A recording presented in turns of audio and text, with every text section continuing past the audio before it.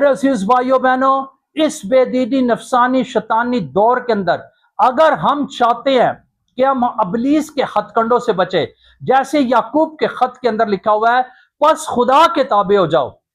और अबलीस का मुकाबला करो, तो वो तुमसे क्या है, भाग जाएगा। अगर हम चाहते कि हम अबलीस के हथकंडों को समझें, हम अबलीस के कामों को समझें, तो हमें बाइबल को पढ़ना है, हमें खुदा की फर्माबरदारी करनी है, हमें यीशु को अपना शख्सी निजात दंदा कबूल करना है, हमें यीशु के साथ जिंदगी गुजारनी। जब हम यीशु को अपना लेते हैं, यीशु को पुकारते हैं, यीशु हमारी जिंदगी में आ जाता है, तो ना सिर्फ हमारी जिंदगी में डिसिप्लिन पैदा हो जाता है, हम अपनी पहचान को समझ जाते हैं, बल्कि क्या है, हम फर्माबरदार और ताबेदार लोग बन जाते हैं। इसलिए आए अपनी जिंदगी पर हम गौर व खौज करें, हम चेक करें कि कहीं हम लाकानूनियत के अंदर जिंदगी तो नहीं गुजारे। अगर लाकानूनियत है, हम मजहबी कानून को नहीं समझ रहे, हम बाइबल की बातों को नहीं समझ रहे, तो इसका मतलब है कि कहीं ना कहीं पर प्रॉब्लम है, अबलीस का जोर है, अबलीस हमारे जो है ज़हन पर काबिज है। तो हमें उसके कब्जे को तोड़ने के लिए सिर्फ यीशु ही एक हैसियत है,